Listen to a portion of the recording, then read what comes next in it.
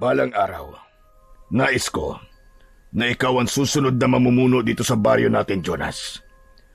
Nakikita ko ang kabutihan ng iyong puso at ang likas na pagtulong mo sa mga nangangailangan. Gusto ko na ipagpatuloy mo ang akin na simulan, anak. Pero tay, wala naman po akong interes sa politika eh. Isa pa, hindi naman kailangan na magkaroon pa ako ng posisyon sa gobyerno para makatulong, di ba? Aba, kung ayaw ni Jonas, tay, ako na lang. Di niyo po na itatanong pangarap ko talaga maging kapitan kagaya niyo. Gusto ko yung tinitingala ako ng mga tao at iginagalang. Yung para bang takot sila sa akin. Napatingin si Jonas sa kanyang nakatatandang kapatid na si Tomas.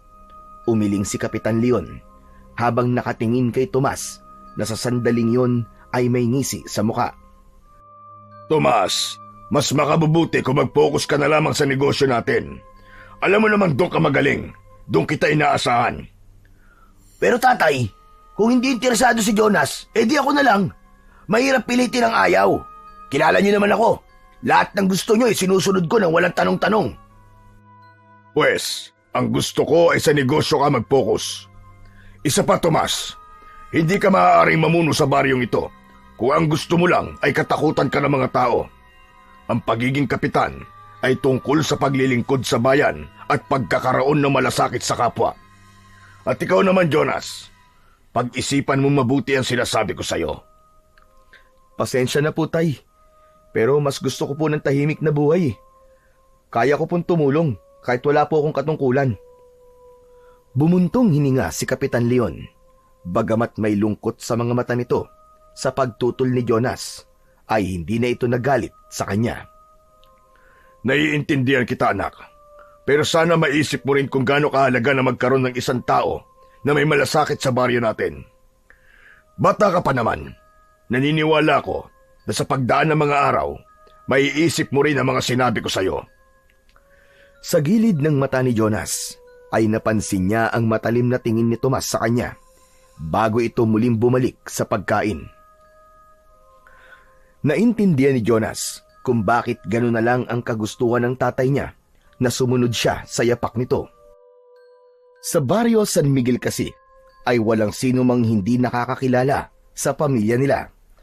Sila ang pinakamayaman sa buong lugar na yon, hindi lamang dahil sa malawak nilang taniman ng mga gulay at palaisdaan, kundi dahil na rin sa mabuting pamamalakad ni Kapitan Leon sa baryo. Sa loob ng mahigit 2 dekada, pinangunahan ni Kapitan Leon ang kanilang komunidad ng may matuwid na pamumuno. Hindi tulad ng ibang lider na inuuna ang pansariling interes. Madalas itong tumutulong sa mga mahihirap at kapag may sakuna, gaya ng bagyo. 2 lamang silang anak nito, habang ang kanilang ina naman ay namayapa na dahil sa malubhang sakit.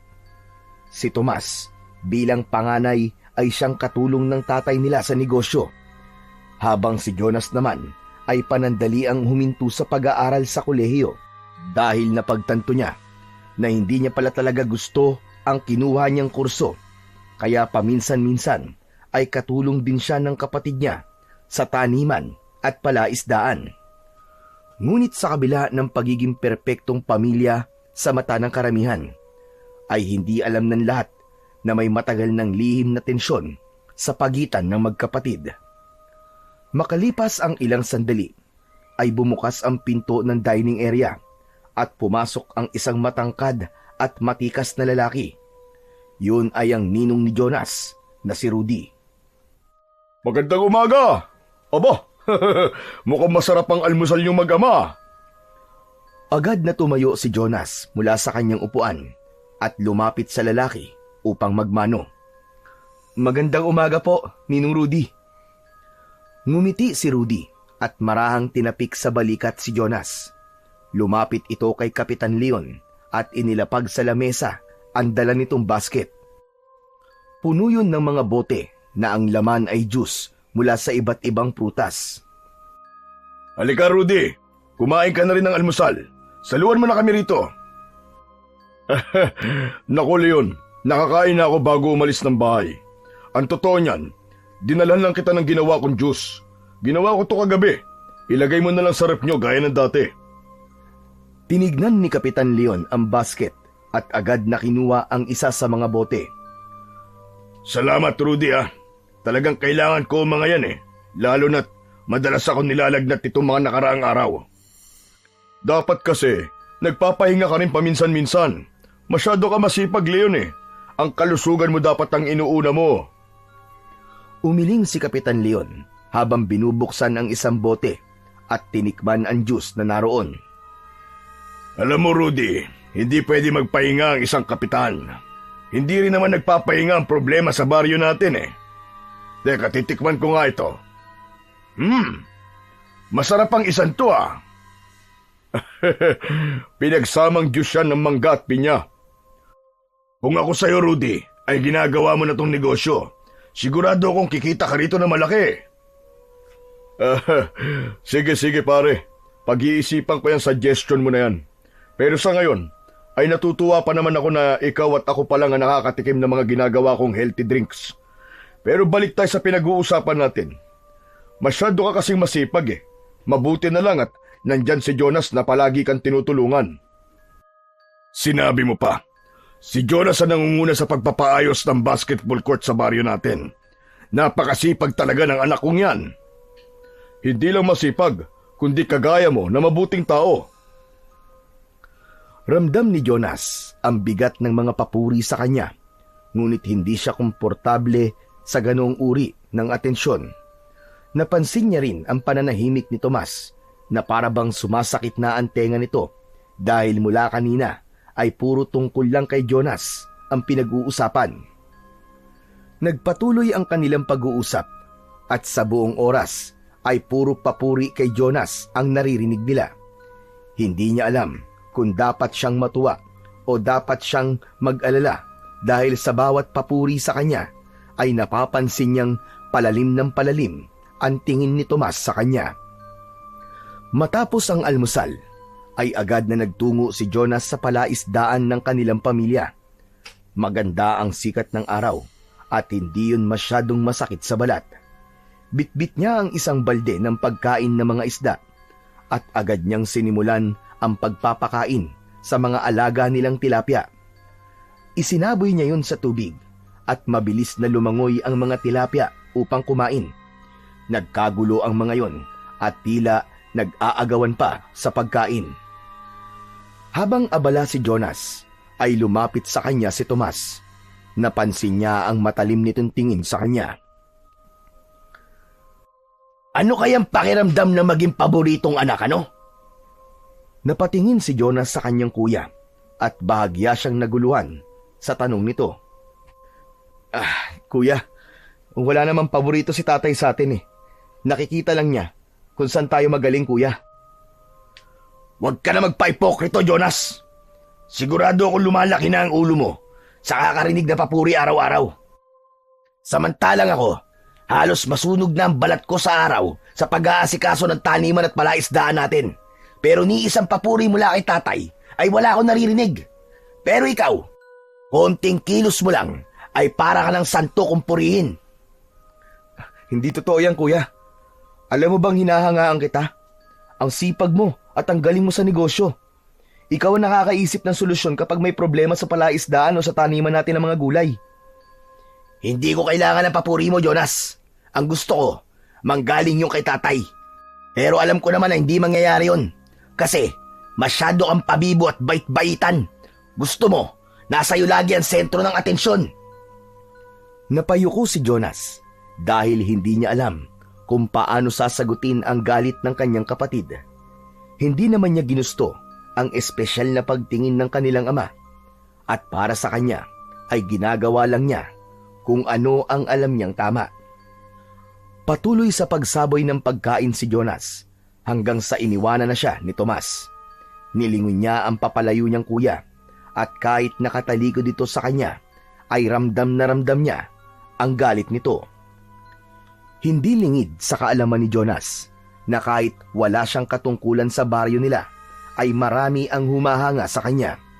Hindi dahil sa anak siya ng isang mahusay at mabait na kapitan, kundi dahil sa likas niyang kabaitan at malasakit sa iba.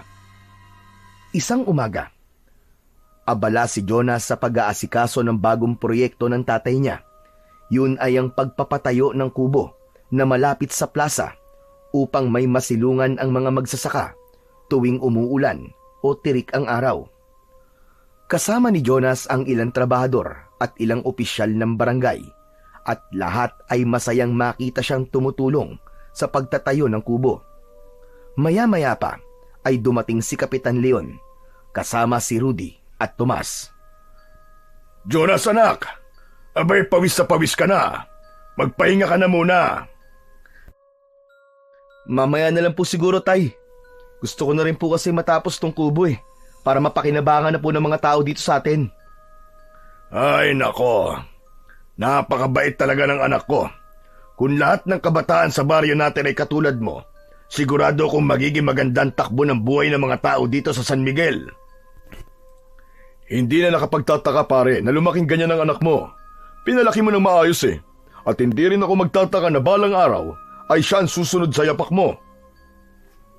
Hindi na nakatiis si Tomas at sumali na ito sa usapan. Bakit hindi nyo na lang ipagawa kay Jonas lahat ng proyekto dito sa San Miguel? Siya lang naman talaga magaling sa paningin nyo, di ba? Nagulat si Kapitan Leon sa sinabing yun ni Tomas. Tomas, ano ba yung pinagsasasabi mo? Bakit, tay? Nahiya ka bang marinig ng mga tao na hindi pantay ang trato nyo sa amin dalawa? Totoo naman ang sinasabi ko Ano bang silbi ko sa pamilyang to kung sa kanya lang umiikot ang mundo nyo? Huwag kang magsalita ng ganyan, Tomas. Hindi mo naiintindihan ang sinasabi mo. Hindi nga ba? O baka hindi mo lang kayang aminin na si Jonas talaga ang paborito mong anak? Naturingan kang tatay, pero wala kang alam sa pagbibigay ng pantay na atensyon sa mga anak mo. Dalawa na nga lang kami, pero hindi mo pa magampanan ng maayos ang pagiging tatay mo, lalo na sa akin. Biglang nanlaki ang mga mata ni Kapitan Leon. Napahawak ito sa dibdib na tila ba may matinding sakit na biglang umatake rito. Mabilis namang lumapit si Jonas sa tatay niya at inalalayan ito. Tay! Tay, ano nangyayari sa inyo? Leon, ano nangyayari sa'yo? Hindi nagtagal ay bumagsak si Kapitan Leon sa lupa at tuluyang nawalan ng malay. Malakas na sumigaw si Jonas upang humingi ng tulong. Mabilis namang kumilos ang mga taong naroroon at pinagtulungan na buhatin si Kapitan Leon upang maisakay sa sasakyan at madala yon sa ospital. Mabilis na nadala sa ospital si Kapitan Leon at agad itong natignan ng mga doktor. Makalipas ang ilang sandali ay nailagay na ang kapitan sa isang kwarto. Naroon sina Jonas at Tomas upang hintayin na magising ang kanilang ama. Tahimik na nakaupo si Jonas sa tabi ng kama ng kanilang ama. Nakatingin siya dito habang may awa na nararamdaman. Ilang sandali pa ay bumukas ang pinto ng kwarto at pumasok ang isang lalaking doktor na hawak ang medical chart ni Kapitan Leon. Agad na tumayo si Jonas at Tomas at naghintay sila sa sasabihin ng doktor. Wala namang kaming nakitang seryosong problema sa kalusugan ng tatay nyo. Ayon sa pagsusuri, mukhang napagod lang siya ng gusto, kaya siya nawalan ng malay. Mabuti naman po pala kung ganun, doktor. Bagamat wala siyang malubhang sakit, kailangan pa rin niya magpahinga. May irireseta akong ilang gamot at vitamins para mas mabilis siya makabawi ng lakas. Iniabot ng doktor kay Jonas ang reseta na agad naman niyang tinanggap. Maraming salamat po, doktor. Walang anuman. Siguraduhin niyo lang na huwag siyang mapapagod at mai-stress ng sobra, ha? Kailangan niya ng sapat na pahinga at masusustansyang pagkain. Matapos yun ay nagpaalam na ang doktor at lumabas na ng silid. Hindi nagtagal ay si Rudy naman ang dumating na may dalang isang supot ng iba't ibang prutas. Anong sabi ng Dr. Jonas? Nakita ko nakalalabas lang dito ng doktor ni Leon. Wala naman daw pong seryosong sakit si tatay. Pagod lang daw po siya kaya nawalan po ng malay. Heto nga po, may mga gamot at vitamins po siyang kailangang inumin para mabilis po siya makabawi ng lakas. Tumango si Rudy saka tumingin kay Tomas na nakatayo sa gilid ng kama. Ikaw, Tomas, wala ka bang balak humingi ng tawad sa tatay mo? Kung hindi mo sana siya sinagot ng ganon, hindi sana siya mawawalan ng malay kanina dahil sa sobrang sama ng loob sa'yo. Aba, ako na naman ang may kasalanan? Lahat na lang talaga ng bagay kasalanan ko. Kasalanan ko bang napagod siya at ayaw niya magpahinga? Aba, Tomas, ano bang ugali ang meron ka? Ikaw na nga to may maling ginawa, tapos ikaw pa may ganang magalit. Ay nako, ano pa nga bang bago? Palagi naman akong mali eh. Tapos si Jonas, perpekto. Makaalis na nga. Nakakabanas na dito. Padabog na lumabas ng kwarto si Tomas at hindi man lang ito lumingon. Kuya Tomas, sandali! Akmang susundan sana ni Jonas ang kanyang kapatid, ngunit agad siyang pinigilan ng kanyang ninong sa pamamagitan ng paghawak sa kanyang balikat. Hayaan mo muna siya, Jonas. Hayaan mo siyang mapag-isipan ang ginawa niya. Sa ngayon, ang tatay mo muna ang bigyan mo ng atensyon. Nag-aalangan man ay tumango na lang si Jonas at muling naupo sa tabi ng kanyang ama. Mas pinili niyang ipagdasal na sana ay makarecover kagad ang tatay niya. Makalipas ang ilang araw, sa wakas ay nailabas na ni Jonas si Kapitan Leon mula sa ospital. Si Rudy ang nakaalalay sa kapitan habang naglalakad sila palabas ng ospital. O dahan-dahan lang paring Leon ha. Hindi ka pa lubusang malakas.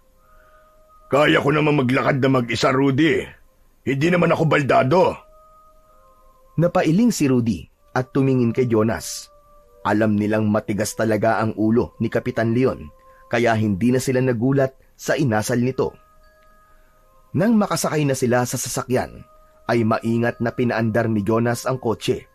Habang binabagtas nila ang daan pauwi, ay nag-usap sina Kapitan Leon at Rudy tungkol sa mga nangyari sa bayan habang nasa ospital ito. Paring Rudy, anong balita sa San Miguel? May mga issue ba habang wala ako? Wala namang malalaking problema, pare. Pero hindi yun na dapat mong iniisip ngayon, pambihira ka.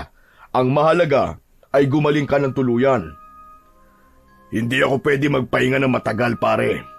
Hindi ako pwedeng magpabaya sa tungkulin ko bilang kapitan ng San Miguel. Napatingin si Jonas sa rearview mirror ng sasakyan at saka tumingin kay Rudy. Pareho nilang alam na hindi magiging madali ang pagpigil kay Kapitan Leon sa pagbabalik nito sa trabaho. Pagdating nila sa bahay, ay naunang bumaba si Jonas upang maalalayan niya ang kanyang ama sa pagbaba ng sasakyan. Nang makapasok na sila sa loob ng bahay, ay umupo si Kapitan Leon sa paborito nitong silya. Jonas anak, kunin mo nga mga papeles sa kwarto ko. Kailangan kong tignan ang mga iniwang report ni Aling Perla para sa budget ng San Miguel ngayong buwan. Tay, kalalabas niyo lang po ng ospital. Sabi po ng doktor, kailangan niyo po muna magpahinga. Nako, hindi ko kailangan ng pahinga. Sanay ako nagtatrabaho araw-araw. Hindi ako pwedeng tumungangalan dito, Jonas. Paring Leon, makinig ka sa anak mo. Hindi ka na bata. Kailangan mo sundin ang payo ng doktor para hindi na maulit ang nangyari sa'yo. Ay nako, wala kayong tiwala sa akin ano? Ang akala nyo ba ay mahina na ako? Oo, matanda na ako, pero malakas pa ako sa kalabaw. Hindi naman po namin iniisip po na mahina kayo, Tay. Ang gusto lang po namin ni Ninong ay makapagpahinga kayo ng maayos. Tapos saka po kayo bumalik sa pagtatrabaho nyo. O sige na, sige na. Magpapahinga muna ako. Mukhang hindi naman ako mananalo sa inyong dalawa eh. Pero kapag naramdaman kong malakas na ako, babalik na kagad ako sa trabaho ha. Napangiti si Jonas at Rudy. Bahagyang gumaan ang pakiramdam ni Jonas dahil kahit paano ay nakinig sa kanila si Kapitan Leon. Hinagabihan, tahimik ang buong kabayan habang mahimbing na natutulog si Jonas sa kanyang kwarto. Ngunit bigla siyang nagising nang marinig ang malakas na sigaw ni Kapitan Leon na para bang nakakaranas ito ng labis na sakit. Hindi siya nag-atubiling tumayo at nagmamadaling lumabas ng kwarto. Pagdating niya sa silid ng kanyang ama, ay binuksan niya kagad ang pinto at tumambad sa kanya si Kapitan Leon na nakahandusay sa sahig. Namimilipit ito habang hawak ang tiyan, pawisan ito at nanginginig. Mabilis na lumapit si Jonas sa kanyang ama. Tay! Tay, ano po nangyayari sa inyo? Aray, Jonas! Napakasakit ng tiyan ko! Para akong tinutusok ng daan-daang karayom! Nataranta si Jonas. Lumuhod siya sa tabi ng ama at sinubukang alalayan ito. Sa sobrang sakit na nararamdaman ng tatay niya, ay halos hindi na ito makatayo. Biglang bumukas ang pinto ng kwarto at pumasok si Tomas. Jonas! Ano ginawa mo kay tatay? Ano? Wala akong ginawa, kuya. Narinig ko lang ang sigaw ni tatay kaya agad akong pumunta rito. Kuya Tomas, ang mabuti pa ihanda mo na yung sasakyan. Kailangan natin siya dalhin sa ospital. Napatingin si Tomas sa kanilang ama na patuloy na namimilipit sa pananakit ng tiyan. Matapos yun ay tumakbo palabas si Tomas para ihanda ang sasakyan. Samantala, patuloy na inaalalayan ni Jonas ang ama palabas ng kwarto nito. Labis ang pag-aalala niya ng sandaling yon, pero tinatagan niya ang kanyang loob para sa kanyang ama. Mabilis na nakarating sina Jonas sa ospital. Agad niyang binuksan ang pinto ng kotse at inalalayan si Kapitan Leon palabas. Patuloy itong umuungol sa sakit habang mahigpit na hawak ang tiyan. Pagpasok nila sa ospital ay saktong may isang doktor silang nakita. Agad itong nilapitan ni Jonas. Dok, tulungan niyo po ang tatay ko. Sobrang sakit daw po ng tiyan niya. Mabilis na lumapit ang isang doktor kasama ang dalawang nurse. Isinakay si Kapitan Leon sa isang wheelchair at dinala ito sa emergency room. Sa loob ng silid, isinailalim si Kapitan Leon sa ilang pagsusuri. Habang naghihintay sa labas, ay hindi naman mapakali sina Jonas at Tomas. Ano ba talaga nangyari kay tatay? Kakalabas lang niya ng ospital tapos nandito na naman siya. Ewan ko, kuya. Pero sana, malaman natin kagad kung ano ang problema.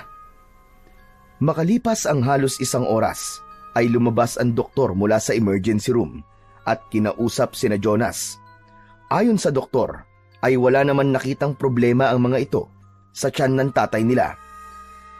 Ano? Wala pong problema? Pero halos hindi na po siya makatayo kanina dahil po sa sobrang sakit.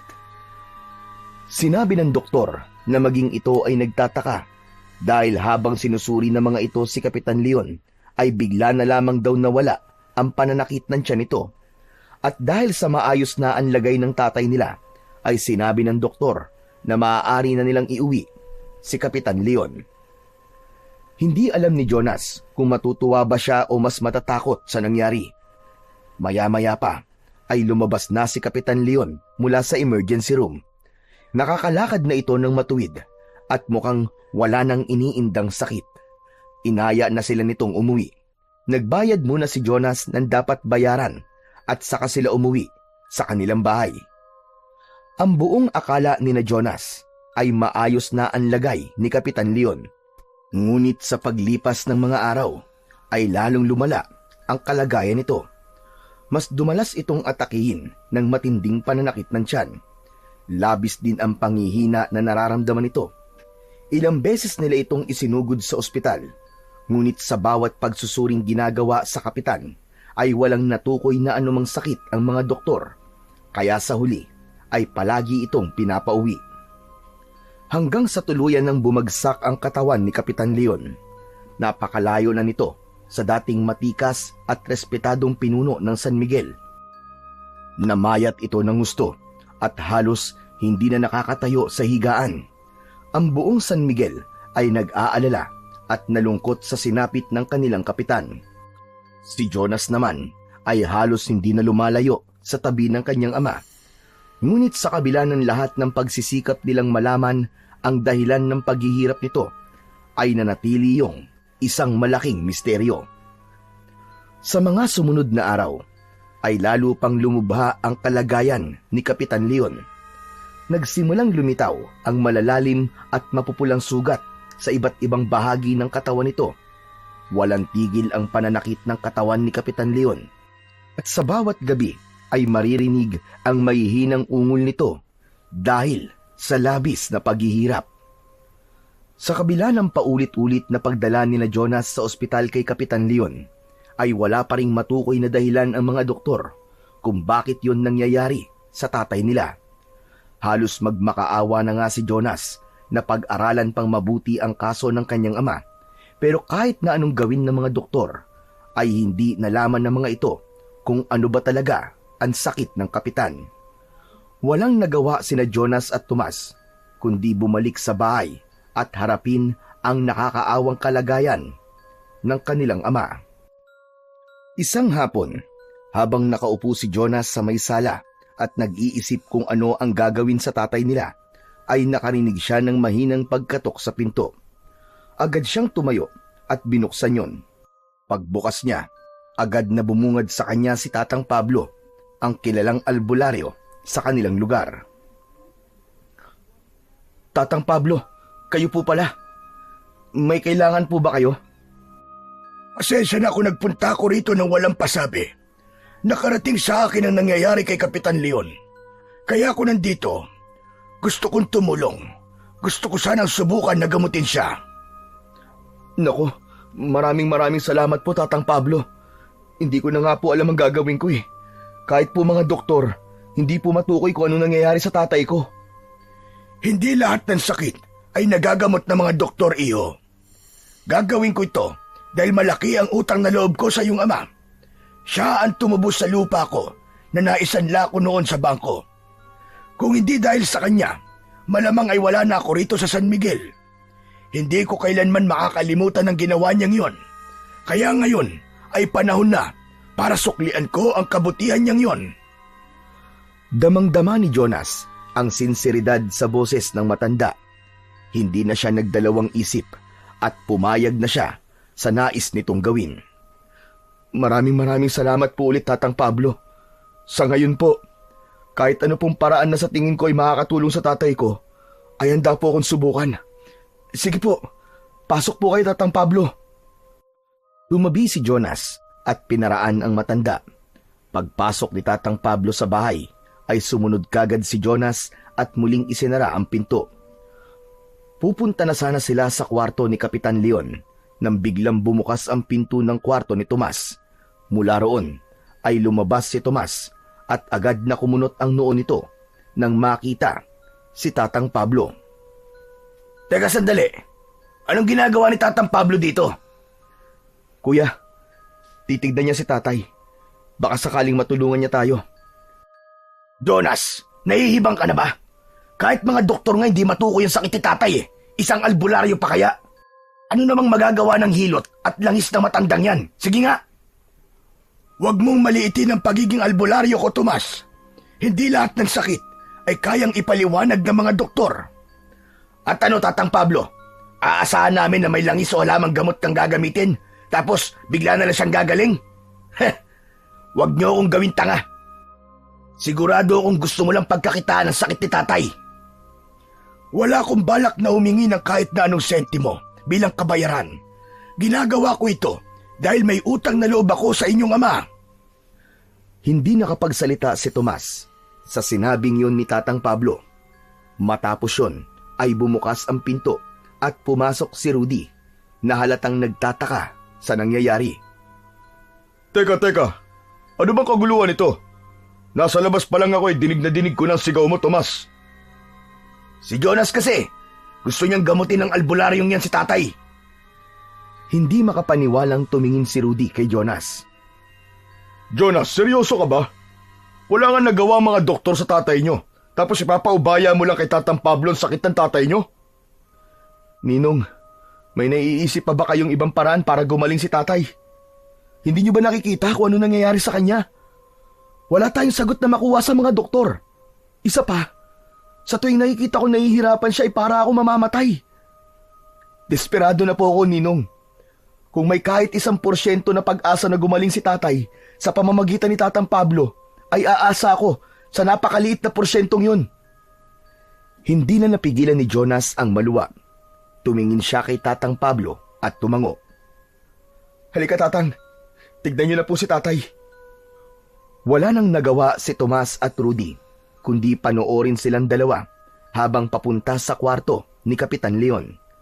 Habang papalapit sila sa pinto, lalo pang bumigat ang pakiramdam ni Jonas na tila may hindi maipaliwanag na puwersang bumabalot sa silid ng kanyang ama.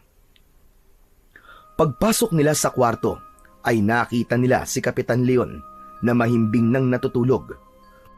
Sumunod sa kanila si Tomas at Rudy, na kapwa nag-aalinlangan sa ginagawa ni Jonas. Naglakad-lakad si Tatang Pablo sa paligid ng kwarto. Palingalinga ito na parang meron itong hinahanap. Maya-maya pa ay lumapit ito sa kamay ng kapitan. Kinuha nito ang dalawa nitong kamay at pinaglapit nito ang dalawang hinliliit sa kamay ni Kapitan Leon. Kinabahan si Jonas nang umiling ang matandang albularyo. "Tatang, ano pong nakikita nyo?"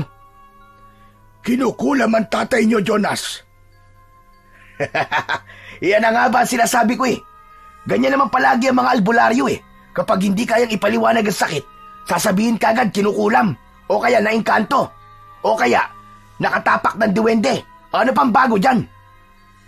Malinaw ang palatandaan na nakita ko. May isang taong may matinding inggit sa tatay niyo at inuunti-unti siyang patayin ito. Gusto namang kukulam kay Kapitan Leon na pahirapan muna siya bago siya mamatay. Nanlaki ang mga mata ni Jonas. Naramdaman niyang tila bumigat ang hangin sa loob ng kwarto at nagsimulang bumilis ang tibok ng kanyang puso. "Kung ganun, Tatang Pablo, ano pong kailangan nating gawin? Paano po natin maililigtas si tatay?" Jonas, seryoso ka ba? Huwag kang basta-basta maniniwala sa sinasabi ng matandang yan. Mas mabuti pang dali natin ang tatay mo sa Maynila at ipa-ospital sa isang kilalang ospital doon. Ngunit hindi pinansin ni Jonas ang sinabi ng kanyang ninong at sa halip ay bumaling siya kay Tatang Pablo. "Tatang, sabihin niyo na po kung ano pong dapat nating gawin." Kailangan kong bumalik sa bahay ko para kunin ang mga gamit ko. Susubukan kong kontrahin ang kulam bago pa tuluyang mapahamak ang tatay mo. Pagkasabi nun ni Tatang Pablo, ay agad itong lumabas ng kwarto. Tahimik na nagpalitan ng tingin sina Tomas at Rudy bago naglakad palapit kay Jonas. Jonas, sigurado ka ba rito? Ipagkakatiwala mo ang buhay ni tatay sa isang albularyo? "Bakit, kuya? May iba ka ba bang naiisip na paraan?" May paraan pa, Jonas. Dali na lang natin si Leon sa Maynila. Baka doon ay may doktor na makahanap ng lunas sa sakit niya. "Pabayaan niyo na lang po muna ako sa desisyon kong ito, Ninong. Kung hindi mapapagaling ni Tatang Pablo si tatay, ay saka natin siya dadalhin sa Maynila. Gusto ko munang subukan si Tatang Pablo." Jonas, iyo, para na kitang anak kaya sinasabi ko ito sa'yo. Ayoko lang na umasa ka sa isang bagay na wala namang kasiguraduhan. Baka mas lumala pa ang lagay ng tatay mo dahil sa gagawin ng albularyong yun. "Naiintindihan po kita, Ninong, pero buo na po ang desisyon ko." Wala nang nagawa si Rudy, kundi mapabuntong hininga. Tumango na lang ito, kahit bakas pa rin sa mukha nito ang pagtutol. Sige, wala na akong magagawa kung yan ang gusto mo. Pero sana ay hindi mo ito pagsisihan. Tinapik ni Rudy si Jonas sa balikat bago lumingon kay Tomas. Aalis na ako dahil may aasikasuhin pa ako. Pero kung may kailangan kayo, ay puntahan niyo na lang ako sa bahay ko. Matapos yon ay umalis na si Rudy at naiwan na sina Jonas at Tomas na parehong nakatingin sa natutulog nilang ama. Hindi nagtagal ay may kumatok sa pinto ng bahay ni Jonas. Agad na binuksan ni Jonas ang pinto at bumungad sa kanya si Tatang Pablo na may dalang bag na yari sa abaka. Pinapasok ni Jonas ang matandang albularyo at nagtungo sila sa kwarto ni Kapitan Leon. Saktong pagpasok nila ay nagising na ang kapitan. Aba teka, anong ginagawa ni Tatang Pablo dito? Ay, nandito po si Tatang Pablo para subukan po kayong gamutin. Ang sabi po niya ay kinukulam daw po kayo. Ganun ba? Ang totoo ay gusto ko nang papuntahin si Tatang Pablo dito para magpatingin. Mabuti na lang at nandito ka na, Tatang Pablo. Iba na kasi talaga ang pakiramdam ko. Parang may bumubulong na boses sa loob ng ulo ko. Kung mapapagaling mo ko, ay tatanawin ko tong malaking utang na loob. Napangiti ng bahagya si Tatang Pablo. Pagkatapos ay marahang umiling. Huwag mong sabihin yan, Kapitan. Kung tutusin, ay ako pa nga ang may utang na loob sa'yo. Pwede bang tama na ang drama? Gawin mo na dapat mong gawin, Tatang Pablo. Napatingin si Tatang Pablo kay Tomas, ngunit hindi ito nagsalita. Tumango ito at sinimulan na nitong ilabas ng isa-isa ang mga gamit nito. Tahimik na pinapanood ni na Jonas at Tomas si Tatang Pablo habang inihahanda nito ang mga gamit. Nagsindi ng itim na kandila ang matanda sa mesa na katabi ng kama. Kinuha nito ang isang bote ng langis at ibinuhos ang ilang patak sa palad bago ipinikit ang mga mata. O Diyos ng liwanag, ako'y iyong gabayan. Tulungan mo kong iwaksi ang masamang enerhiya na bumabalot kay Kapitan Leon. Marahang nilagyan ni Tatang Pablo ng langis ang noo at dibdib ni Kapitan Leon. Habang patuloy ang pagbulong nito ng mga orasyon, nagsimula itong mag-ikot sa kama at umihip ng hangin sa 4 na sulok ng higaan ni Kapitan Leon. Biglang dumaing si Kapitan Leon. Kinabahan si Jonas pero hinayaan lang niya si Tatang Pablo at ibinigay niya rito ang kanyang tiwala. Ngunit nang mas lalong namilipit sa sakit si Kapitan Leon, ay napahakbang na siya para lapitan ito. Huwag kang lalapit, Jonas. Diyan ka lang. Lalong lumakas ang daing ni Kapitan Leon. Nanginig ang buong katawan nito. Nagsimula itong pagpawisan habang ang mga kamay nito ay mariing nakakuyom. Biglang bumuga ng itim na usok ang kandilang sinindihan ni Tatang Pablo sa tabi ng kama. Agad nitong dinampot ang itim na bato at inilapit sa dibdib ni Kapitan Leon. Ngunit biglang nagkabitak-bitak ang bato at nadurog sa palad ng albularyo. Napasinghap si Tatang Pablo at agad na umatras. Nanginginig ang kamay nito habang nakatingin sa pira-pirasong bato. Tatang Pablo, ano pong nangyayari? Napakalakas na mangkukulam na may hawak sa kanya. Nagkatinginan sina Jonas at Tomas. Halatang hindi makapaniwala si Jonas sa narinig, habang si Tomas naman ay napapailing na lang. Ha! Yan ba ang sinasabi mong panggagamot mo? Patawarin niyo ko, pero hindi ko kayang kontrahin ng kulam. Masyado makapangyarihan ang mangkukulam na kumukulam sa tatay niyo. Sabi na nga ba puro ka lang kalokohan. Sinayang mo lang ang oras namin. Lumayas ka na nga rito, tanda! Kuya naman. Narinig mo ba, tanda? Makakaalis ka na. Nakayukong iniligpit ni Tatang Pablo ang mga gamit nito. Sandali lang, Tatang Pablo. Huwag ka munang umalis. Wala na ba talagang paraan para gumaling ako? Saglit na natahimik si Tatang Pablo. Para bang may bumabagabag sa isip nito bago ito magsalita. Meron pa akong alam na isang paraan, pero hindi ako sigurado kung totoo ba ang paraan na yon. Anong paraan yon, Tatang Pablo? Tatay, pwede ba tama na? Huwag na tayong makinig sa matandang yan. Baka mamaya lalo ka pang mapahamak dahil sa mga kasinungalingan yan. Tomas, hayaan mo magsalita si Tatang Pablo. Sige na, Tatang Pablo, magsalita ka na. Anong paraan yon? May kwento-kwento ang iba pang albularyo tungkol sa isang ginintoang ibon na matatagpuan sa kabilang bahagi ng bundok ng San Miguel. Ang tawag sa ibon na yon ay amihan. Sinasabi nila na ang luha nito ay kayang magpagaling ng kahit na anong sakit at kahit na ang pinakamatinding kulam.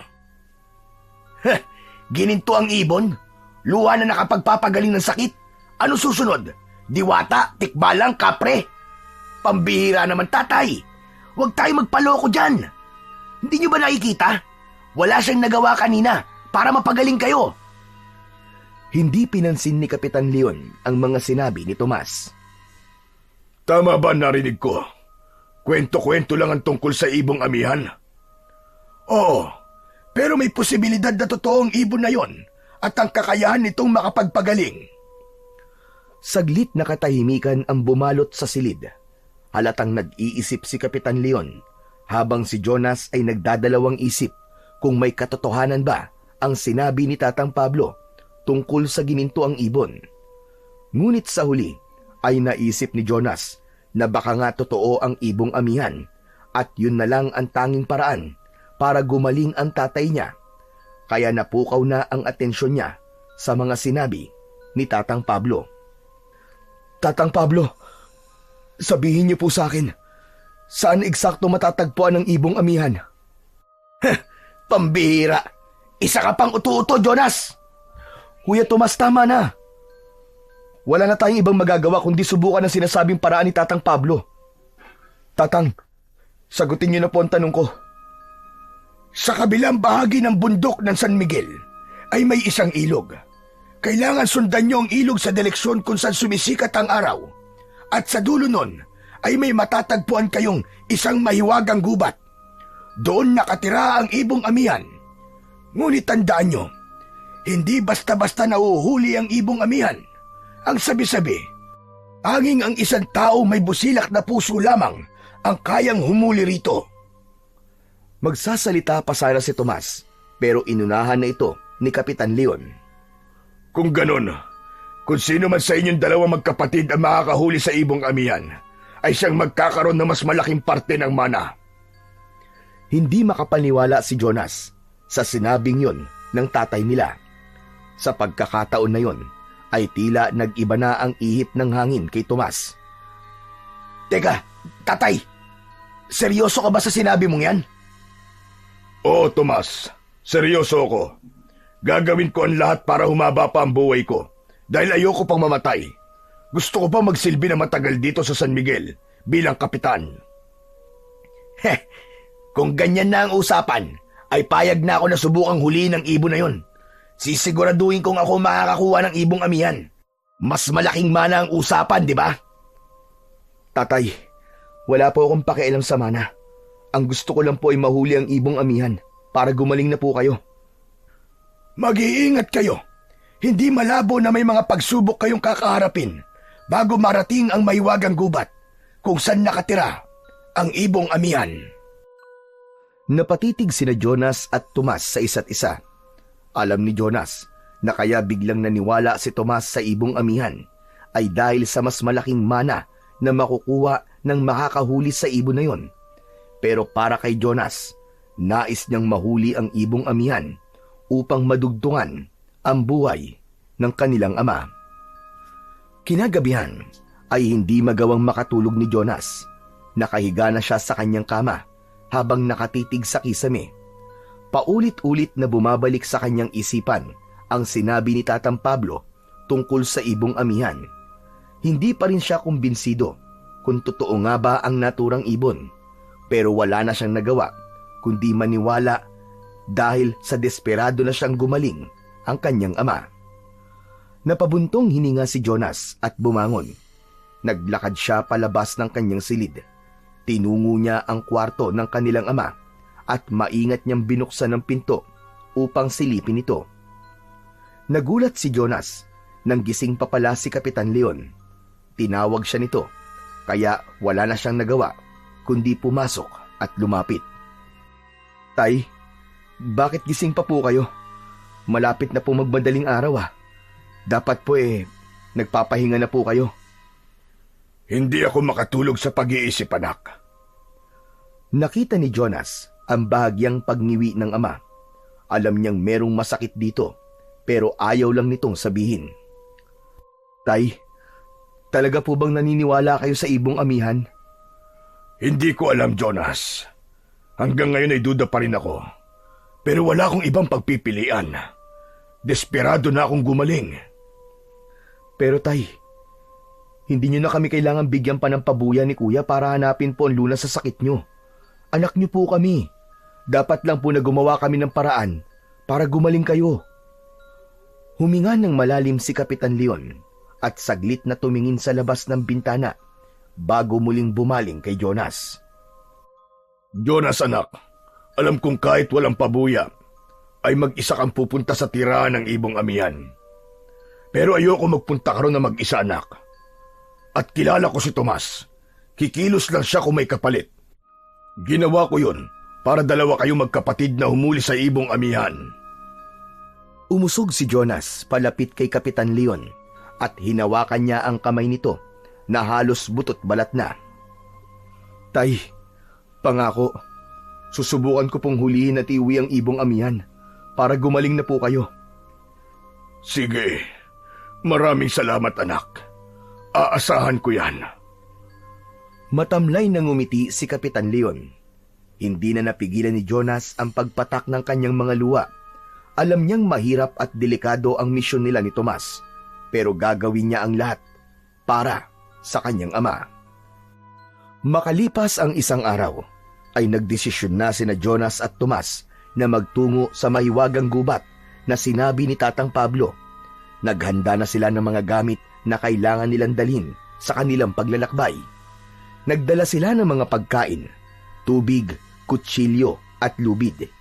Hindi nila alam kung anong mga panganib ang kanilang haharapin sa kanilang paglalakbay, kaya mas mabuting maging handa sila. Nasa bahay nila ng umagang yun sila Tatang Pablo at Rudy. Tahimik na nakamasid ang dalawa sa magkapatid habang patuloy ang kanilang paghahanda. Noong isang araw ay nasabi na ni Jonas kay Rudy ang tungkol sa ibong amihan, kaya alam na nito kung para saan ang paghahandang ginagawa nila ni Tomas. Jonas, sigurado ka na ba sa gagawin nyo? Wala tayong kasiguraduhan kung totoo nga ang ibong amihan. Paano kung isa lang yung alamat? Ninong, wala na pong atrasan to. Mas mabuti na pong subukan namin kaysa habang buhay kami magsisi kung bakit hindi namin sinubukang hulihin ang ibong amihan. Hindi ko alam, pero talagang kinakabahan ako sa gagawin yung magkapatid. Nang matapos na ang paghahanda ng magkapatid, ay nagpunta sila sa kwarto ng kanilang ama. Nakita nila si Kapitan Leon na nanghihinang nakahiga sa malaki nitong kama. Lumapit sila rito at umupo sa gilid ng higaan nito. Tatay, aalis na po kami ni Kuya Tomas para hulihin po ang ibong amihan. Mag-iingat kayo. Protektahan niyo ang isa't isa kung kinakailangan. Ipagdarasal ko na magtagumpay kayo sa inyong misyon at makauwi kayo ng ligtas at buhay. Pangako po, tay. Babalik po kaming dala ang ibong amihan. Matapos ang maikling pag-uusap, ay lumabas na ang magkapatid sa kwarto ng kanilang ama. Muling lumapit si Rudy kay Jonas. Mag-iingat kayo, Jonas. Sana'y matagpuan niyo ang hinahanap niyo. Salamat po, Ninong Rudy. Kayo na po muna ni Tatang Pablo ang bahala kay tatay. Tumango si Rudy at nagsimula ng maglakad sina Jonas palabas ng kanilang bahay. Habang papalayo sila, ay isang huling tingin ang ibinigay ni Jonas sa kanilang tahanan. Muli siyang nangako sa isip niya na magtatagumpay sila ni Tomas sa paghuli sa ibong amihan. Nang makarating sina Jonas at Tomas sa paanan ng bundok, ay inihanda nila ang kanilang sarili upang simulan ang pag-akyat. Mataas at masukal ang daan, paakyat sa bundok na yon. Naunang naglakad si Tomas. Mabilis ang mga hakbang nito na parang meron itong hinahabol. Habang si Jonas naman ay maingat ang bawat pagakbang kahit alam niya na kaya niyang sabayan ang kanyang kapatid. Ilang sandali pa ay napansin niyang lumalayo na si Tomas kaya tinawag niya ito. Kuya Tomas! Baka naman pwedeng hintayin mo ko! Kung babagal-bagal ka, ay talagang iiwanan na lang kita. Hindi ako papayag na abutin tayo ng dilim bago makarating sa gubat na yon. Isa pa, kailangan ako makahuli sa ibong amihan. Kapag ako nakakuha nun, ay mas malaki ang mamanahin ko kaysa sayo. Napahinto si Jonas saglit. Hindi dahil sa pagod, kundi dahil sa sinabi ng kanyang kapatid. Hindi niya maintindihan kung bakit ang mana pa rin ang iniisip ni Tomas sa ganoong sitwasyon. Kuya, wala naman akong pakialam kahit mas malaki ang manahin mo eh. Ang mahalaga sa akin ay ligtas tayong makauwi na dala ang ibong amihan para gumaling na si tatay. Huwag ka na nga lang magsalita, Jonas. Wala naman akong interes sa makipag-usap sa'yo. Nagbabait-baitan ka na naman. Dahil doon ay hindi na lang nagsalita si Jonas. Alam niyang walang saysay na makipagtalo kay Tomas sa mga ganitong pagkakataon. Tahimik niyang sinundan ang kanyang kapatid, umaasang sa kabila ng ugali nito ay magiging maayos ang kanilang paglalakbay. Tanghali na, pero patuloy pa rin naglalakad sina Jonas at Tomas paakyat ng bundok. Mas naging matarik at madulas ang daan dahil sa mga lumot sa dinadaanan nila. Ramdam na ni Jonas ang pagod, pero hindi niya naisipang magpahinga. Nasa unahan pa rin niya si Tomas. Mabilis ang mga hakbang nito na para bang gusto nitong maunang makarating sa mahiwagang gubat. Napansin ni Jonas na parang hindi naligtas ang dinadaanan nila at nag-aalala siya sa klase ng paglalakad ni Tomas. "Kuya, magdahan-dahan ka sa paglalakad mo. Delikado ang daan."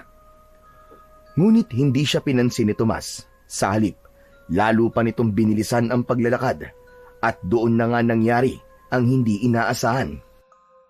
Biglang nadulas si Tomas at dumausdos ito pababa sa gilid ng matarik na daan na nilalakaran nila. Napasigaw ito habang pilit na humahanap ng makakapitan. Sa kabutihang palad, sa huling sandali, ay nagawa nitong makakapit sa isang nakausling bato. Jonas! Jonas, tulungan mo ako! Ayoko pa mamatay! Tulungan mo ako! Agad na kinuha ni Jonas sa kanyang bag ang baon niyang lubid. Itinali niya ang isang dulo ng lubid sa isang matibay na puno. Pagkatapos ay itinapon ang kabilang dulo kay Tomas. Kuya! Kumapit ka na mahigpit sa lubid! Daan-daan kang umakyat! Kahit takot na takot, ay mahigpit na kumapit si Tomas sa lubid. Ginamit nito ang lahat ng lakas nito upang makaakyat.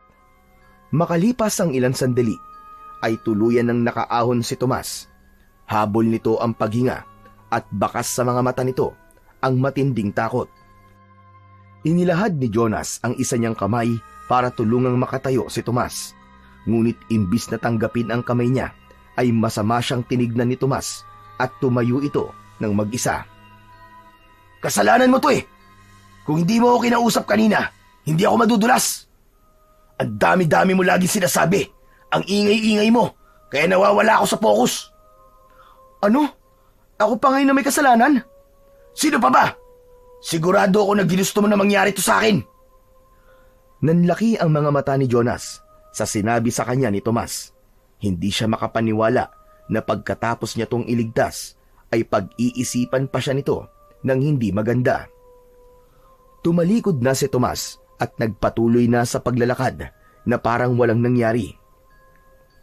Napailing na lamang si Jonas. Kahit isang salamat ay wala siyang narinig sa kanyang kuya. Mabilis niyang kinuha ang lubid at ibinalik yon sa kanyang bag. Huminga muna siya ng malalim bago sumunod kay Tomas. Pagsapit ng hapon, ay narating na nina Jonas at Tomas ang tuktok ng bundok. Mula roon, ay tanaw nila ang kabilang bahagi ng bundok kung saan naroon ang mahiwagang gubat na kanilang pupuntahan. Mas mabilis at mas madali na ang kanilang paglalakad dahil pababa na ang daan. Ramdam nila ang malamig na hangin na umiihip. Hindi na ganong matarik ang daan, kaya kahit paano ay hindi na sila nakakaramdam ng pagod. Pagsapit ng dilim, ay tuluyan na nilang narating ang kabilang bahagi ng bundok. Lumingon si Jonas sa paligid at napansin niya ang kakaibang katahimikan ng kagubatan.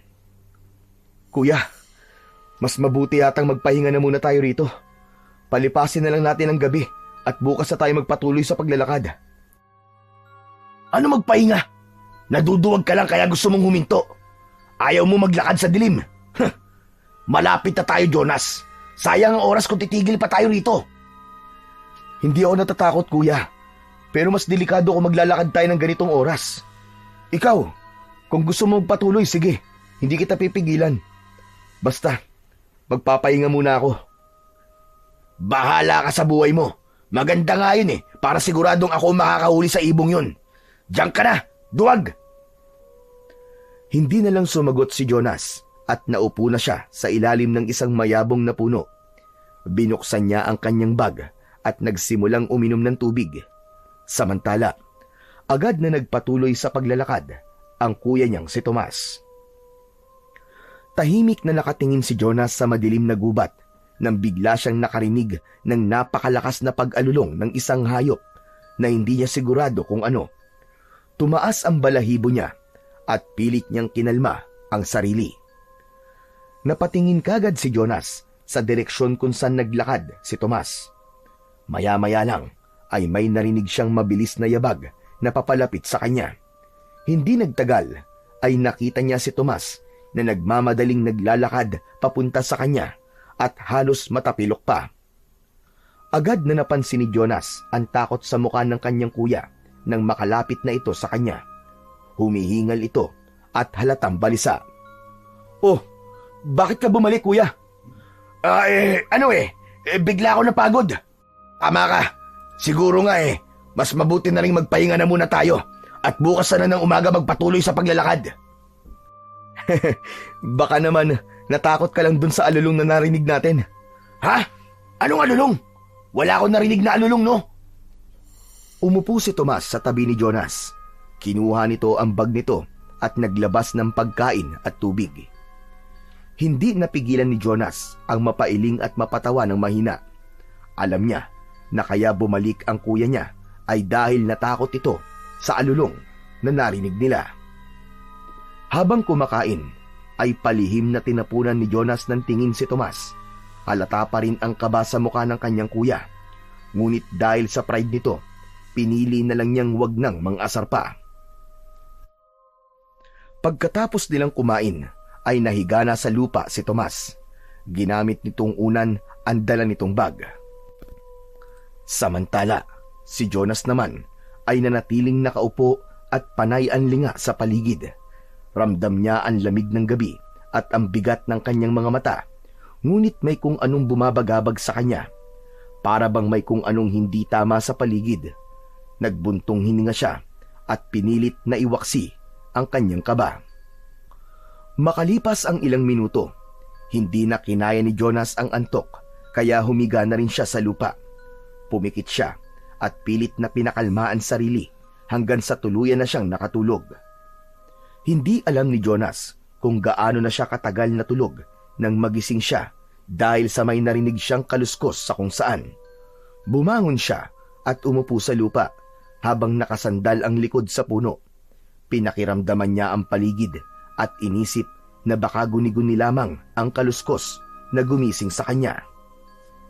Nanatiling tahimik ang paligid ng ilang segundo hanggang sa nakarinig siya ng mabibigat na yabag na papalapit sa kinaroroonan nila ng kuya Tomas niya. Dahil doon ay mas lalong nakaramdam ng takot si Jonas. Nagdesisyon na si Jonas na gisingin si Tomas para kung sakaling kailangan nilang tumakbo ay handa ito. Malakas niyang niyugyug ang balikat ng kanyang kuya.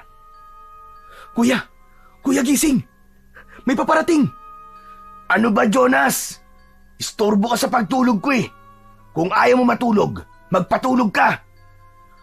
Palapit na ng palapit ang yabag at palakas na rin ng palakas ang kaba ni Jonas hanggang sa isang nilalang ang nakita niya na nasa unahan nila na marahang naglalakad.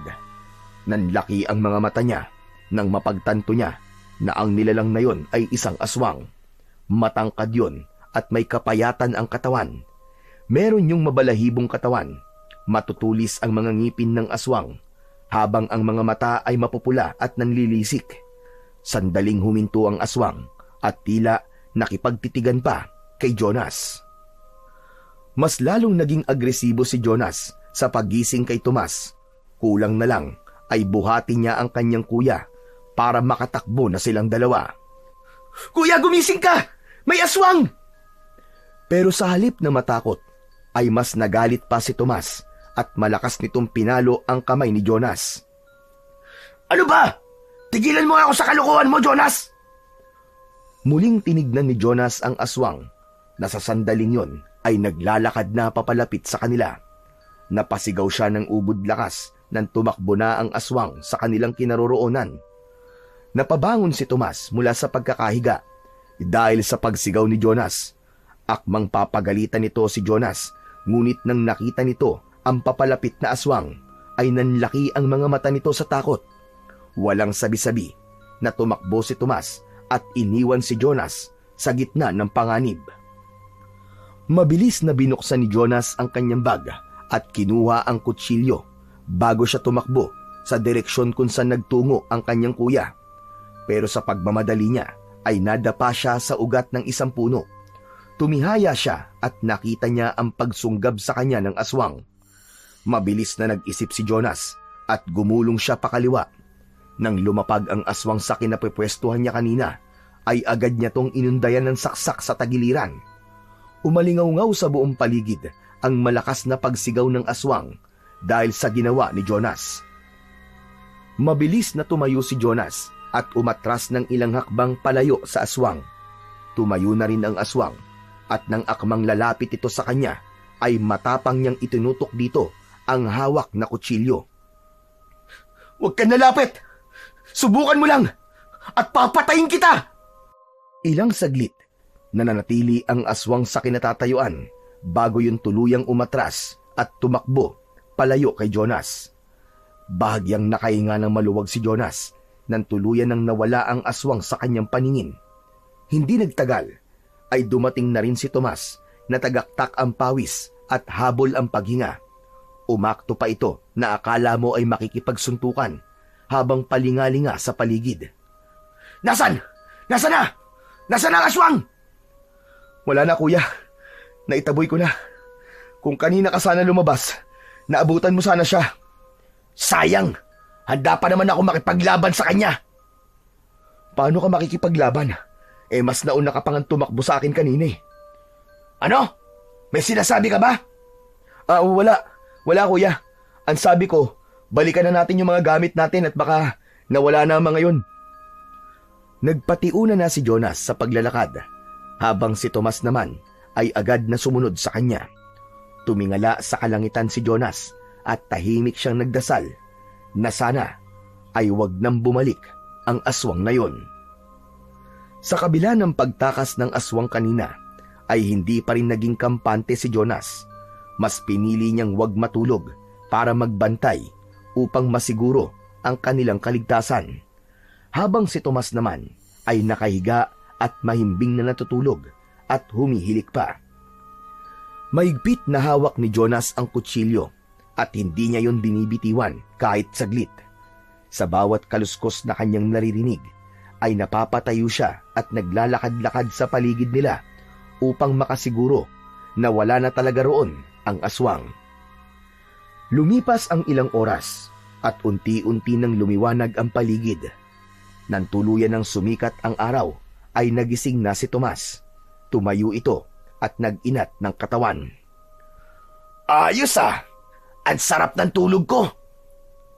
Buti ka pa, ang sarap ng tulog mo kuya. Samantalang ako, magdamag nagising kasi nagbantay ako eh. O bakit? Ikaw naman na may gusto magbantay ah! Sinabi ko ba sa'yo? Tinignan lang ni Jonas si Tomas. Binuksan niya ang kanyang bag at naglabas ng pagkain at tubig para makakain na siya. Hindi na lang siya nakipagtalo sa kuya niya dahil alam niyang hindi siya mananalo rito.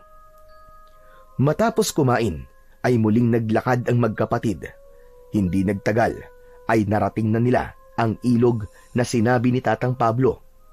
Malinis ang tubig na dumadaloy doon, kaya hindi na napigilan ni Jonas na maghilamos sa ilog upang maging presko ang kanyang pakiramdam. Sinundan nila ang agos ng tubig sa direksyon kung saan sumisikat ang araw, hanggang sa nakita nila sa hindi kalayuan ang isang malagong kagubatan. Pagpasok nila roon ay kapwa sila napahinto dahil namangha sila sa ganda ng tanawin sa loob ng gubat na yon. Pakiramdam ni Jonas ay nawala ang lahat ng pagod niya dahil sa ganda ng kapaligiran. Pakiramdam niya ay nasa ibang mundo sila ng kuya niya. Sa paligid nila ay napakaraming bulaklak at iba't iba pa ang kulay. Napakarami din ng kakaibang halaman na noon lang niya nakita. Nagpatuloy sina Jonas at Tomas sa paglalakad sa loob ng gubat. Ang lugar na yon ay tila isang paraiso.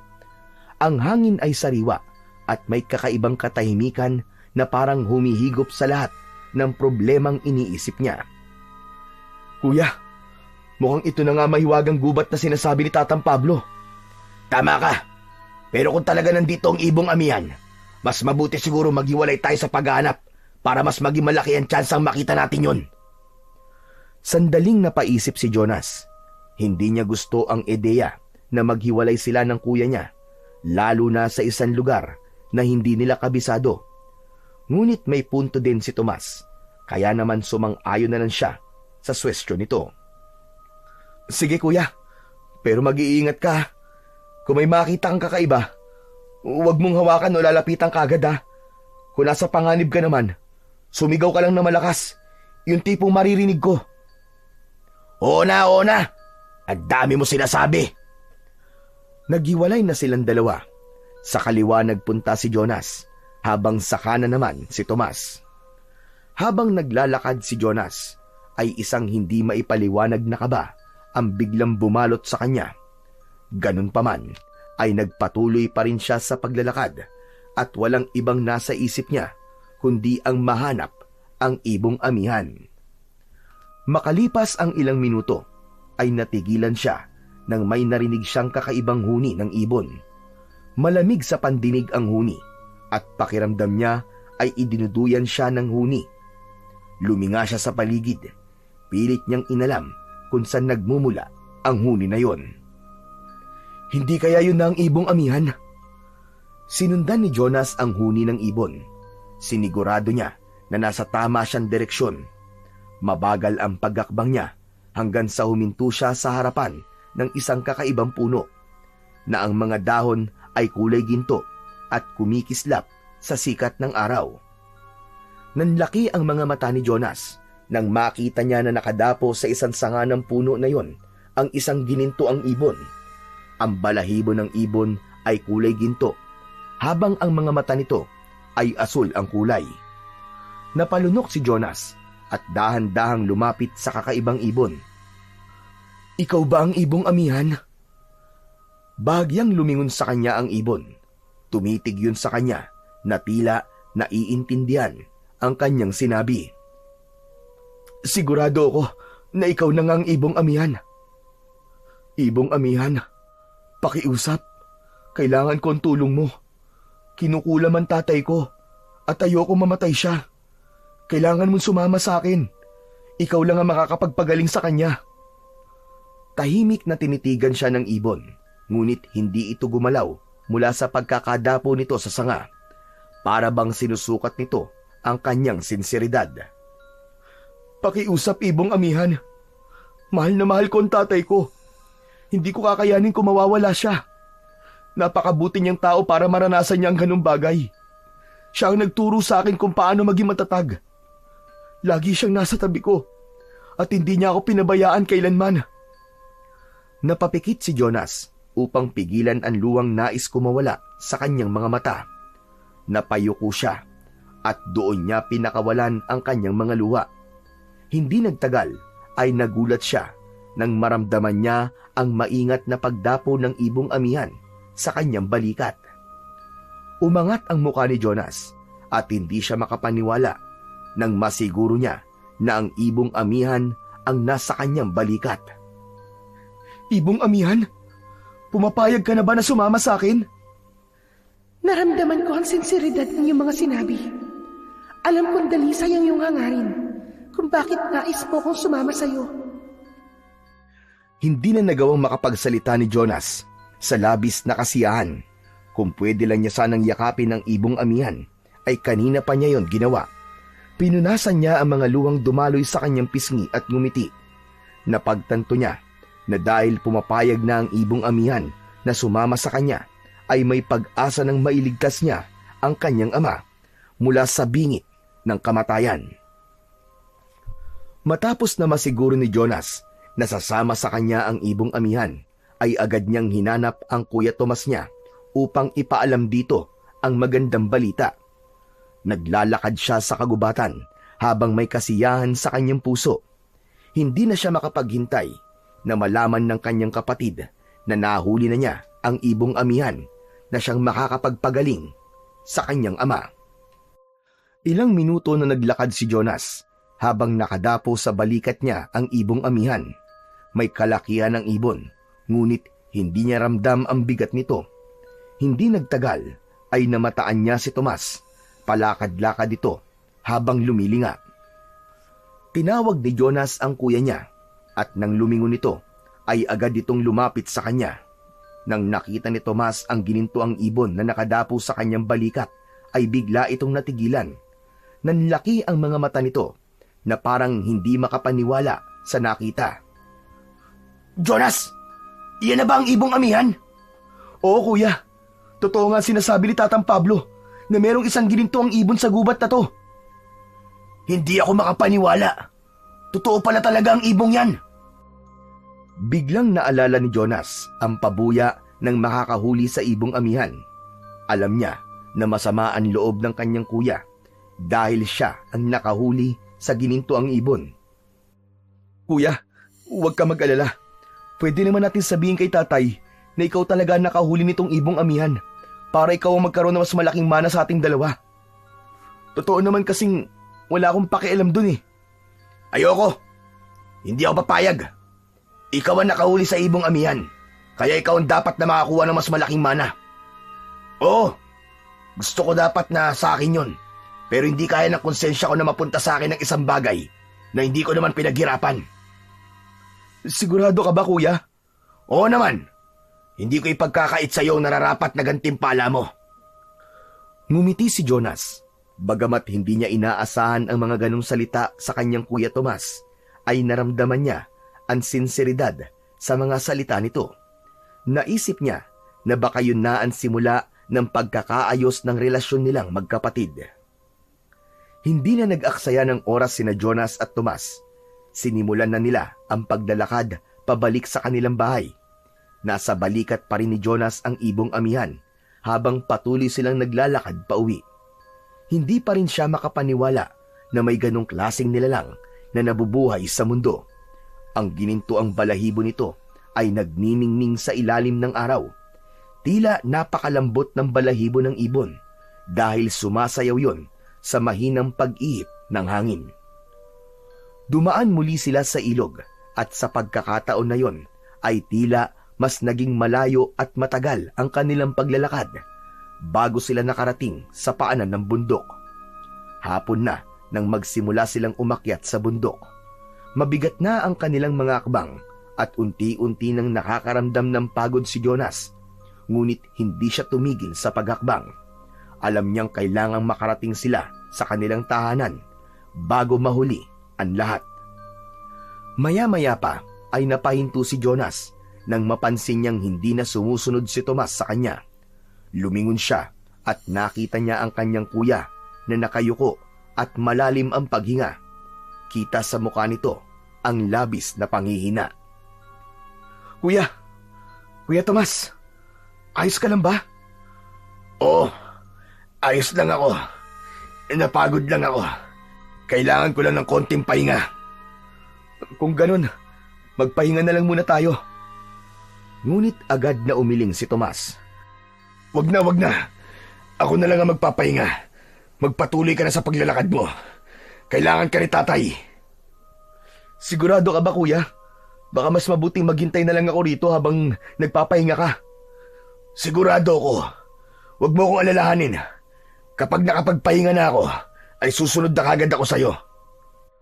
Tinignan ni Jonas ang mukha ng kanyang kuya. May pag-aalinlangan siya na mauna sa paglalakad, pero naisip niyang may punto ang mga sinabi nito. Sige kuya, pero wag ka magtatagal ha. Sumunod ka kagad sa akin. Oo sige, hindi ako magtatagal, pangako. Sige na, mauna ka na. Nagpatuloy sa paglalakad si Jonas habang nasa isip pa rin niya ang kanyang kapatid na naiwan sa likuran. Ngunit makalipas ang ilang sandali, ay may narinig siyang mabilis na yabag mula sa kanyang likuran. Agad siyang napalingon at nagulat siya nang nakita niyang tumatakbo si Tomas papunta sa kanya. Pero ang talagang gumimbal sa kanya ay ang hawak nitong matigas na kahoy. Bago pa makakilos si Jonas, ay malakas na siyang hinampas ni Tomas sa ulo gamit ang kahoy. Sa lakas ng pagkakahampas nito, ay agad na nagdilim ang paningin ni Jonas. Bumagsak siya sa lupa at mabilis na nilamon ng kadiliman ang kanyang diwa. Makalipas ang ilang oras ay bumalik na ang malay ni Jonas. Sa pagbukas ng kanyang mata ay napagtanto niyang gabi na. Nakahiga pa rin siya sa lupa at nagtaka siya dahil wala siyang naramdaman na pananakit ng ulo sa kabila ng malakas na paghampas ni Tomas doon gamit ang kahoy. Tumayo siya at kinapa ang ulo at mas lalo siya nagtaka dahil wala siyang sugat doon. Ngunit imbis na isipin kung paano nawala ang sugat sa ulo, ay mas inalala pa ni Jonas si Tomas. Tumayo siya at luminga at hinanap ang kanyang kapatid, ngunit hindi niya ito nakita. Biglang nalungkot si Jonas nang mapagtanto niya na tinaydor siya ng sarili niyang kapatid. Nagpanggap itong tanggap nito na siya ang nakahuli sa ibong amihan para maging kampante siya. Napayuko siya nang maramdaman ang sakit ng pagtataksil ni Tomas sa kanya. Ngunit bago pa siya tuluyang lamunin ng lungkot, ay nagimbal siya nang makita ang ibong amihan na nakadapo sa sanga ng isang puno sa unahan niya. Lumipad ang ibon papunta sa kanya at lumapag ito sa kanyang harapan. Ibong amihan, anong ginagawa mo rito? Ibig sabihin, hindi ka nakuha ni Kuya Tomas? Kailanman ay hindi ako mapapasa kamay ng taong may maitim na budhi at hindi dalisay ang hangarin. Pero teka, alam mo ba kung bakit nawala ang sugat ko sa ulo? Pinagaling ko ang iyong sugat sa pamamagitan ng aking luha. Alam ko na kapag hindi ko yung ginawa, ay baka hindi ka na magising. Tama ka. Ang lakas nga ng pagkakapukpok ni Kuya Tomas sa akin. Sandali, ang kapatid ko, nasan siya ngayon? Pinarusahan ko siya dahil isa siyang traidor. Teka, huwag mong sabihing pinatay mo siya. Hindi ako ganun kalupit para kunitil ng buhay. Iniligaw ko lang siya dito sa kabundukan. Ngunit makababalik din siya sa oras na mapagtanto niya ang kanyang pagkakamali. Ang tanging kailangan lang niya ay buksan ang kanyang puso sa pagsisisi. Mahiwagang ibon, sigurado ka bang ligtas siya? Kahit naman ganun ang ugali ng kuya ko ay ayoko pa rin siya mapahamak. Magtiwala ka sa akin. Buhay pa ang iyong kapatid. Sa ngayon ay sigurado ko na naglalakad-lakad lamang siya kung saan. Huminga ng malalim si Jonas at tinanggal niya ang pangamba sa kanyang dibdib. Bigla niyang naisip ang kanyang ama na naghihintay sa kanila, kaya naman nagdesisyon na siyang magpatuloy sa paglalakbay. Kung gano'n ay umalis na tayo, kailangan na ng tatay ko ang luha mo para gumaling na siya. Biglang lumipad ang ibong amihan at tumapat yon sa mukha ni Jonas. Nagliwanag ang loob ng bibig nito at mula roon ay may lumabas na isang gintong bato na bahagya pang kumikislap. Kusang tumaas ang isang kamay ni Jonas at inilahad niya ang kanyang palad. Inilagay ng ibong amihan ang gintong bato sa palad niya. Ano ito? Napakaganda naman ito. Dumapo muli ang ibong amihan sa kanyang balikat at yun ay sumagot. Yan ay isang makapangyarihang mutya. Magbibigay ito sa iyo ng proteksyon at lakas laban sa anumang panganib at masasamang nilalang. Pero mahiwagang ibon, hindi ko naman to kailangan eh. Ngunit hindi na sumagot ang ibong amihan. Naghintay si Jonas, pero nanatiling tahimik ang ibon. Isang malalim na paghinga ang pinakawalan niya at nagpatuloy na siya sa paglalakad matapos mailagay sa bulsa ng kanyang pantalon ang mutyang ipinagkaloob sa kanya ng ibong amihan.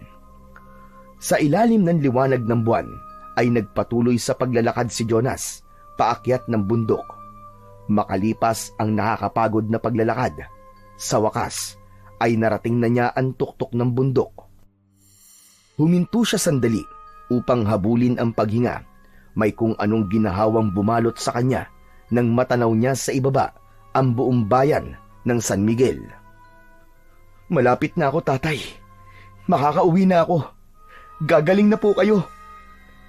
Huminga si Jonas ng malalim at sinimulan na niya ang pagbaba sa bundok.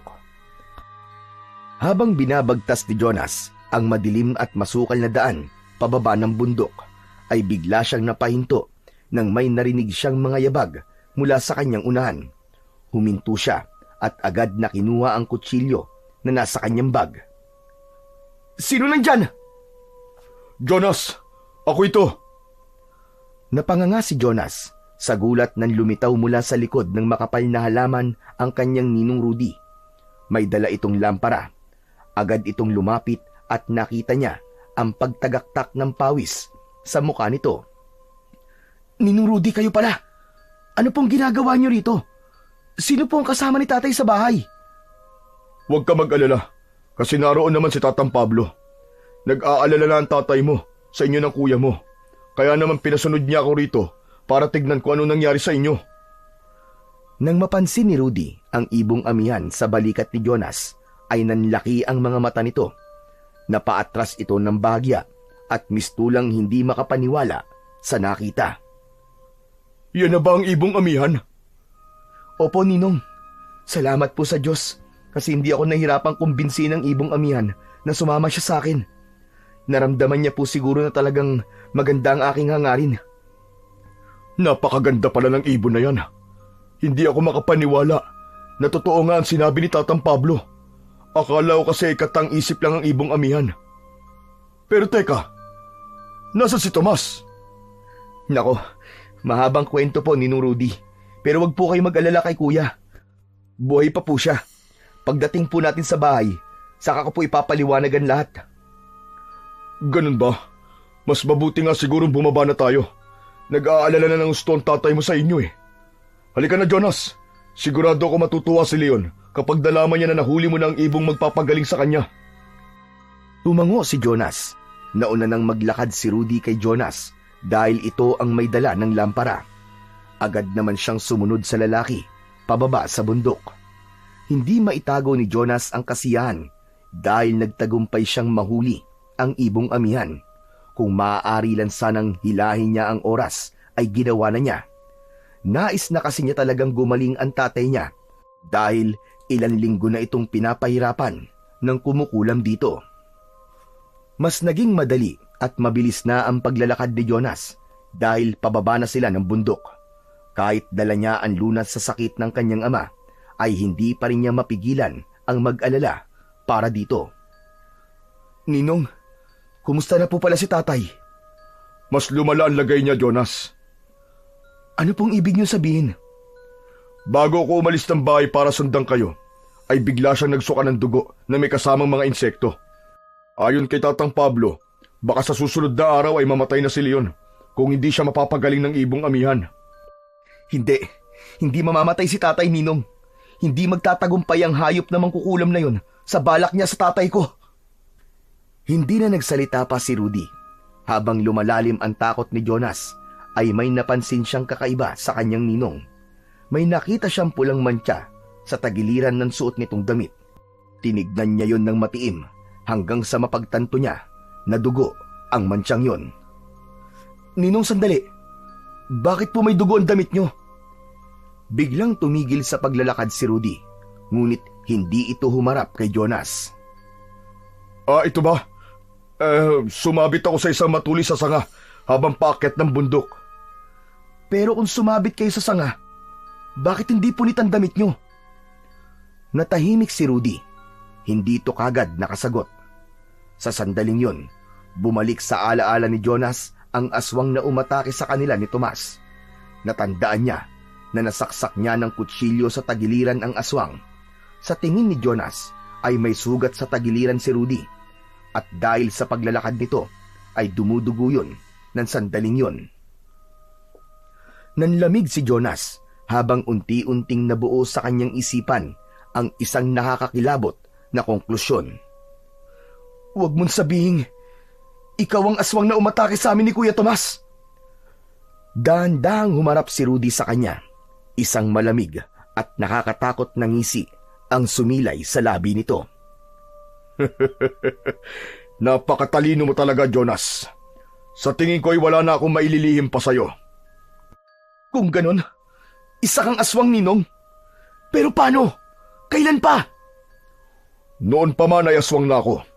Tutal, nalaman mo na ang sikreto ko Hindi na masama kung sabihin ko sa iyo ang lahat. Saglit na natahimik si Jonas, ngunit ang kanyang titig sa kanyang ninong ay hindi niya inalis. Ako ang kumukulam sa tatay mo, Jonas. Matagal ko nang gustong mawala ang tatay mo. Masyado siyang pabida sa San Miguel. Lahat ng tao ay iniidolo siya.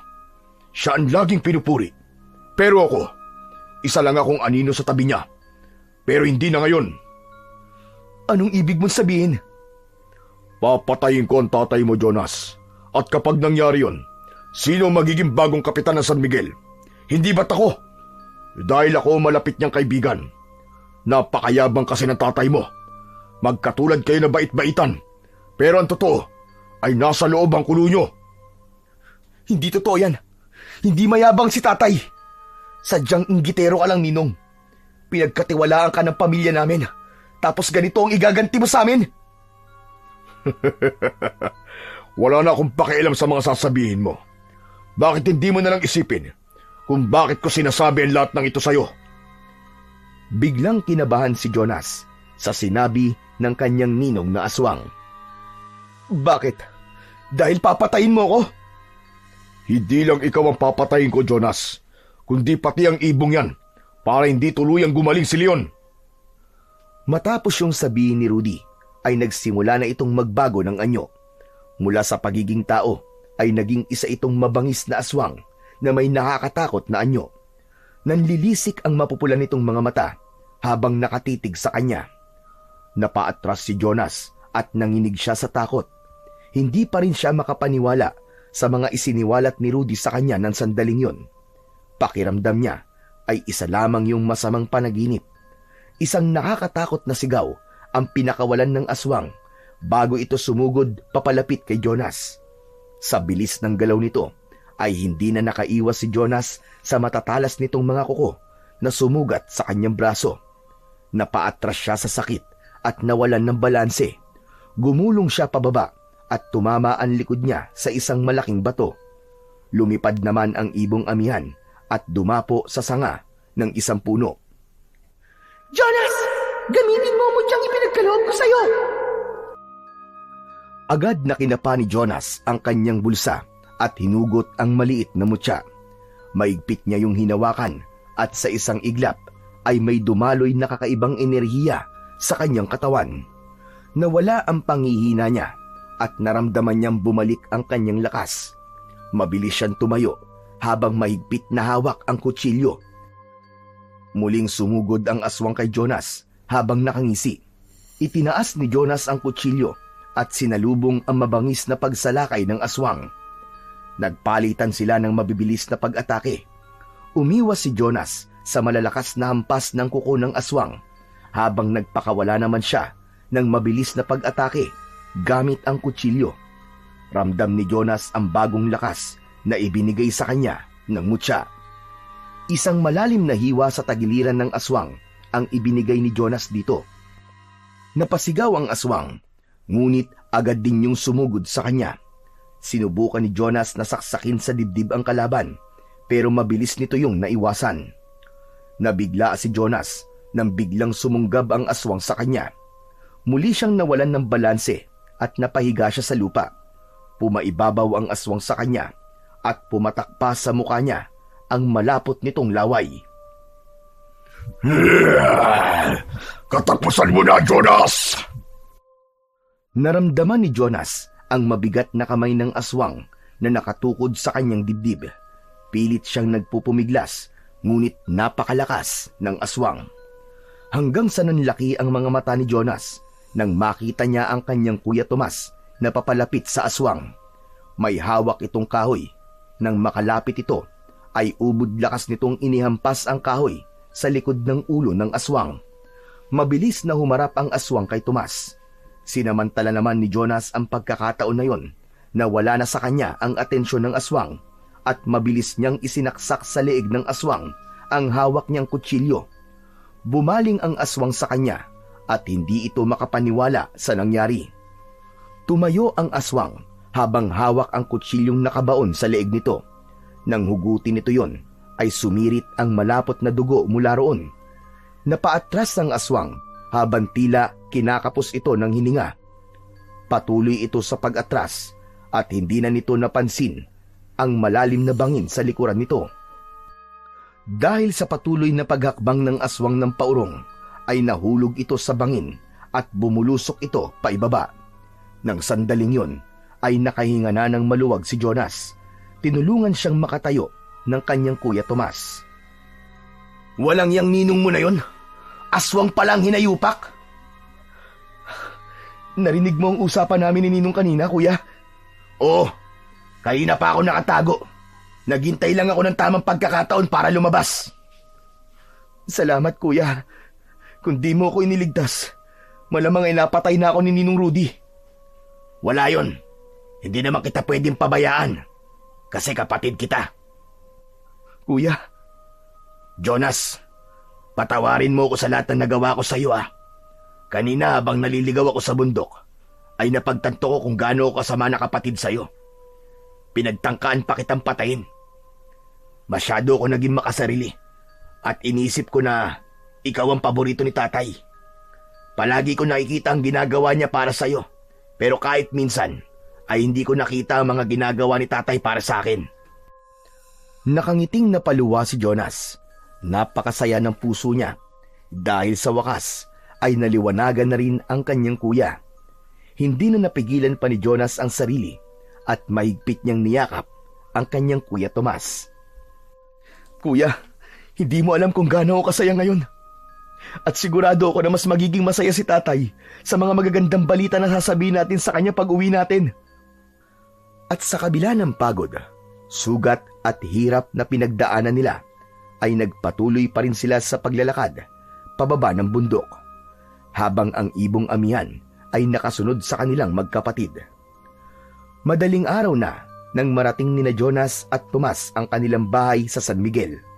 Napakasaya ni Jonas, hindi lang dahil dala nila ang ibong amihan, kundi dahil sa wakas ay nagkaayos na rin sila ng kanyang kuya. Pagdating nila sa bahay, ay agad nilang tinungo ang silid kung saan nakahiga ang kanilang ama. Nanlumo si Jonas nang makita ang kalunos-lunos na kalagayan ni Kapitan Leon. Maputlang maputla na ito at nakapikit na parabang nawala na ang lahat ng lakas na meron ito. Naroon si Tatang Pablo na agad silang sinalubong. Diyos ko! Yan na nga ang ibong amihan! Sino nakahuli sa inyo niyan? Paano nyo nahuli? Tatang Pablo, pwede bang mamaya na tayo magkwentuhan? Unahin na muna natin si tatay. Napapahiyang tumungo ang matandang albularyo. Lumapit naman si Jonas sa kama ng kanyang ama at tumingin siya sa ibong amihan na nasa kanyang balikat. Ibong amihan, siya po ang tatay kong kinukulam. Pakiusap po, pagalingin mo siya. Lumipad ang ibong amihan sa ibabaw ni Kapitan Leon. Nagpaikot-ikot ito roon habang walang tigil na umuhuni. Maya-maya pa, mula sa mata ng ibon ay isang patak ng luha ang bumagsak sa noo ni Kapitan Leon. Sinipsip ng balat ng kapitan ang luha ng ibon at makalipas lamang ang ilang segundo ay bumukas na ang mga mata nito. Luminga ito sa paligid at ngumiti nang makita ang magkapatid. Jonas, Tomas, mga anak ko. Tatay, ano na pong nararamdaman nyo? Parang bumuti na ang pakiramdam ko. Wala nang masakit sa katawan ko. Sandali, yan na ba ang ibong amihan? Oo, tatay. At si Jonas po nakahuli sa ibong amihan. Maraming salamat sa iyong dalawa. At sa iyo rin, ibong amihan. Dumapo muli ang ibong amihan sa balikat ni Jonas. Sa mga susunod na araw, ay unti-unti nang gagaling ang iyong ama. Natapos na ang aking misyon sa tahanan ito. Kaya oras na upang ako'y bumalik sa aking tahanan. Bago pa man makapagsalita si Jonas, ay biglang lumipad ang ibon palabas sa nakabukas na bintana. Naalala ni Jonas ang mutya, kaya naman tumakbo siya sa bintana at sumigaw sa ibong amihan. Ibong amihan! Nakalimutan mong kunin yung mutya mo! Ngunit hindi lumingon ang ibon. Patuloy itong lumipad papalayo hanggang sa tuluyan na itong mawala sa kanyang paningin.